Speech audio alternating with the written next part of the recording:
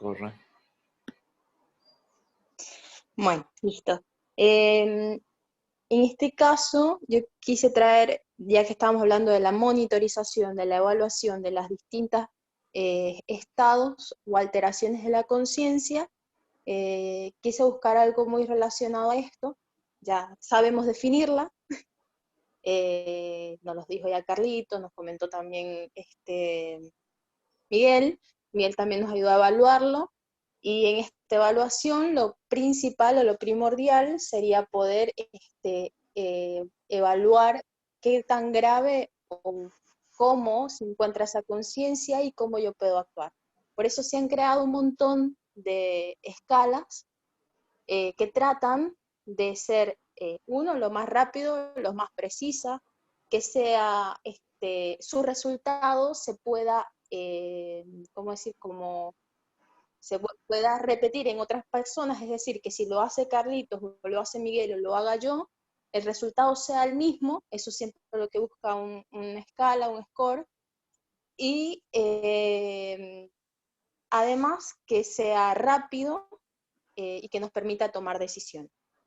Entonces, lo que busqué fue un artículo que trataba de cómo evaluar el coma, principalmente hacer una evaluación o una valoración crítica de los que son los scores más populares en cuanto a la evaluación del coma.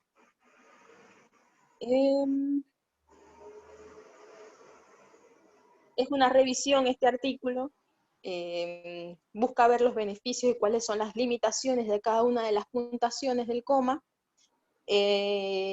Los métodos que incluyó esta revisión fue una búsqueda por Medline, bases de datos, revisión de manual de bibliografía de artículos. El sistema de puntuación ideal para evaluar el coma debería ser fácil de administrar, ser aplicable a la mayor número de pacientes, capaz de evaluar con precisión el nivel de la conciencia, identificar a los pacientes que se deterioran rápidamente y predecir mortalidad. Principalmente este artículo trata de evaluar 3 scores o expone 3 escalas. La muy conocida por todos, muy popular, es más, la define como la más popular de todas, de las 3, que es la escala de Glasgow. Está la escala de nivel de reacción, que es LRS-85, y el esquema completo de falta de respuesta, que es el FOR. Vamos a ir un poquito más rápido. La escala de Glasgow fue creada o descrita primeramente en 1974, fueron por neurointensivistas y por neurocirujanos, trataban de ponerse de acuerdo o poder hablar el mismo idioma al momento de evaluar al paciente. Entonces por eso se creó esta escala.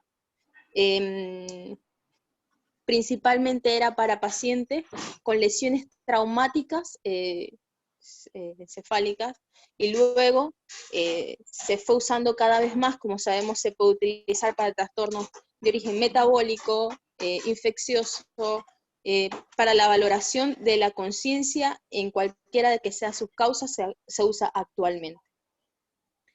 La confiabilidad de esta escala se describió inicialmente por una tasa de desacuerdo, que se definía como baja, o sea, tenía bajo desacuerdo cuando era entre 0 o 0,29, y alto cuando era entre 0,3 y 0,5. Entonces ellos vieron que entre 7 neurocirujanos mostraron poco desacuerdo al evaluar los 12 pacientes en UCI, y bueno, las tasas que vieron en la apertura ocular, 0,1, verbal 0,0054, y la respuesta motora 0,1, o sea que era muy confiable.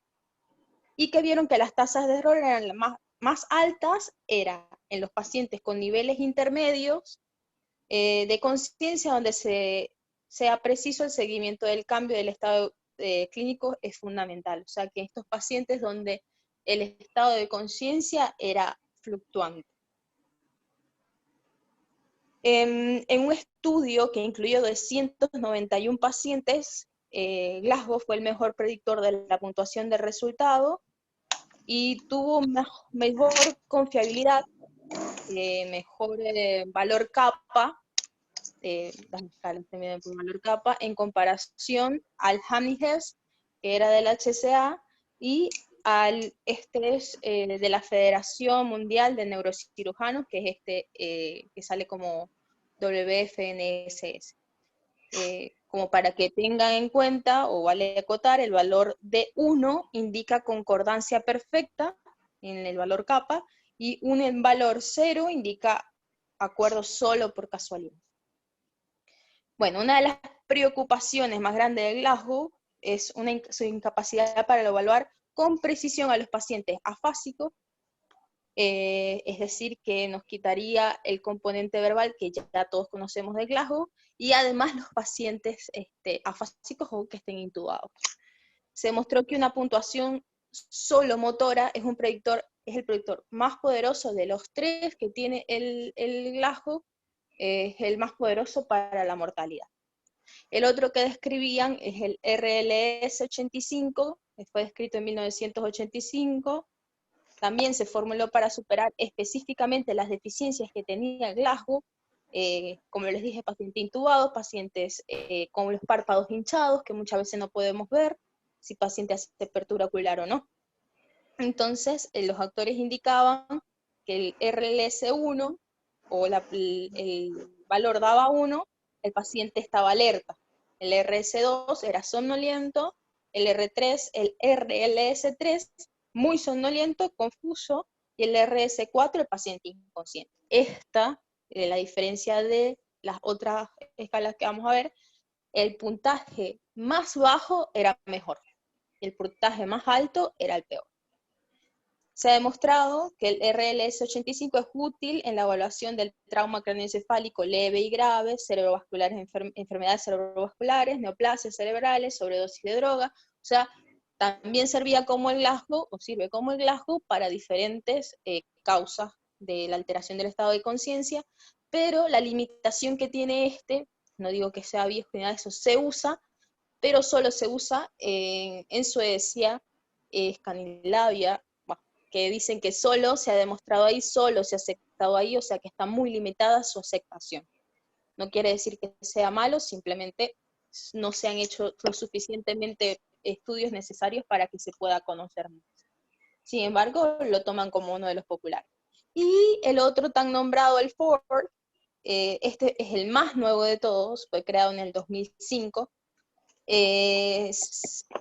un inconveniente importante de muchas de las escalas del coma es que él tenían una incapacidad o la incapacidad para evaluar de forma precisa y fiable la función del tronco encefálico, que ya como van a ver, lo nombró tanto Miguel como Carlos, lo de algo favorecedor que tiene el FOR de la valoración del tronco encefálico. Es un sistema de puntuación para medir la conciencia que superó las deficiencias del Glasgow, es más, llegó para eso, para poder sanar o poder abarcar aquellas deficiencias que tenía el Glasgow, criticando que carece de la capacidad de identificar cambios sutiles en la alteración de la conciencia. Otra cosa que le ponía en contra al Glasgow. Entonces ya tenemos 3. Uno, la verbal, que no se puede evaluar en algunos pacientes. El otro, paciente que está intubado tampoco nos permite evaluarlo bien. Una pregunta, ¿qué hacen ustedes, por ahí los chicos más chicos, qué hacen ustedes cuando quieren valorarle el Glasgow al paciente y está intubado? ¿Cómo lo evalúan? Usualmente lo calificamos como 1. No, Perfecto. ahí se utiliza, pero también el FOR, porque el FOR es específico No, pero el para... Glasgow. El Solo Glasgow, con el para Glasgow, evaluar sí. Ah, sí, perdón, no te había entendido muy bien. exactamente. Bueno, sería en base a 10. El Glasgow se pone 1, no, sigue siendo, dice como 10, pero sigue siendo el 15, su valoración es en 15, solo que le colocan como número 1 al verbal, ¿sí? Como que lo evalúas, no se puede evaluar, entonces le colocas un valor de 1, que algo que le quita algo de valor y de sensibilidad al Glasgow. Por eso llegó como para abarcar esas deficiencias que tenía el FOR, y van a ver que el FOR en sus ítems, en lo que evalúa, no tiene respuesta verbal, pero ¿cómo evalúa la respuesta verbal? Ya van a ver. Y bueno, evalúa 4 variables: la respuesta ocular, la respuesta motora, el reflejo del tallo cerebral, los reflejos del tronco encefálico y el patrón respiratorio.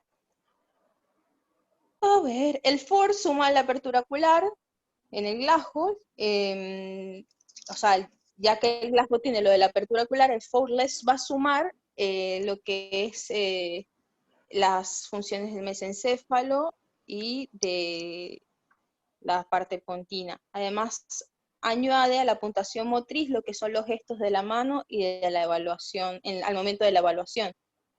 Es de esta manera en que ella ocupa la evaluación verbal. El paciente no me puede hablar, pero sé que me puede entender al momento que yo le digo, pon dedos arriba, dedos abajo, viste gestos con las manos. De esta manera ella quiso abarcar el FOR, la parte verbal. La prueba de los reflejos del tronco, que no lo tiene el Glasgow, y bueno, y la forma del patrón respiratorio que presenta el paciente, si así, si no así. Fue validado principalmente en la unidad de cuidados intensivos con 120 pacientes, evaluando la confiabilidad utilizaron enfermeros, residentes de neurología, de neurointensivismo, y comparando con el Glasgow. Este estudio de validación que hicieron hasta ahora ha sido el de más alta puntuación del coma, más grande, de una nueva puntuación del coma para la fecha, y esta validación inicial demostró que la interevaluación y la confiabilidad ahí está mal puesto, en vez de por 4-4, de Glasgow es equivalente. Es decir, que tiene la misma confiabilidad que el Glasgow, simplemente que tiene más valor porque abarca las deficiencias que tiene el Glasgow. Es decir, que podríamos decir que es mejor. Yo diría, diría que sí. Es más, muchos de los estudios que se han propuesto, que se han colocado como comparación para el Glasgow y para el FOR, colocan al FOR con mucha más ventaja, es mucho mejor que el Glasgow, y ha tenido una gran sensibilidad y confiabilidad en realidad. Bueno, aquí están los scores. Solo les traduje el que menos conocen, que es el de la reactividad, el RLS85, que es el del medio. Van a ver que tiene 8 ítems, que es muy sencillo. Si es alerta, si está sonoliento, si no está muy sonoliento, y utiliza los estímulos para poder clasificarlo. Y solo son 8 ítems. El Glasgow, que ya lo conocemos todo, y el FOR, que también deberíamos conocerlo todo. Sí es verdad que nosotros lo usamos más a aquellos pacientes que lo estamos dejando en ventana de sedación, por esto mismo de que les decía que se usan aquellos pacientes que tienen una conciencia, un estado de conciencia fluctuante, ¿sí? Entonces, no quiere decir que no puedas usar solo el FOR, puedes usar el FOR, solo el FOR, ¿ya? El problema con el FOR, ya les digo cuál es el problema con el FOR, porque tiene sus limitaciones, es que es muy nuevo, Glasgow le lleva por muchos años, muchos más estudios, en todos se ha utilizado, es más, sabemos que se usa en los índices de mortalidad, sabemos el SAPS, el Apache, lo usa, se ha incluido en distintos scores, y su validez, su confiabilidad siempre ha sido alta y es el más popular por esto mismo. Entonces esta es la desventaja que tiene el FOR, que por ahí le falta muchos más estudios para que se siga viendo que la sensibilidad es buena y que además, de la confiabilidad es buena y que además me permite valorar lo que el Glasgow no me lo permite, y que es importante, muy importante. Entonces, los pacientes críticamente enfermos requieren evaluaciones frecuentes y precisas de su estado neurológico. El propósito principal de una escala de coma sigue siendo para facilitar la comunicación entre el personal y que sea confiable a través de rápidas evaluaciones para la toma de decisiones y además para determinar pronósticos, ¿sí? Conclusión, el Glasgow, el más popular, el más usado, el que es fácil, es manejable para todos, pero con sus deficiencias ya descritas, El RLS 85 también lo toman como popular, pero solo se usa en una parte del continente, eso está totalmente mal, y el 4, que es muy nuevo, pero que en sí evalúa lo que evalúa el Glasgow y además lo que no evalúa el Glasgow. Por eso está mejor estructurado y mejor realizado, solo que le falta tener un poco más de estudios y conocerse un poco más y que lo incluyan un poco más en lo que son las evaluaciones de los pacientes neurocríticos. Y bueno, listo. Listo. Bien, Mafe. Genial, buenísimo.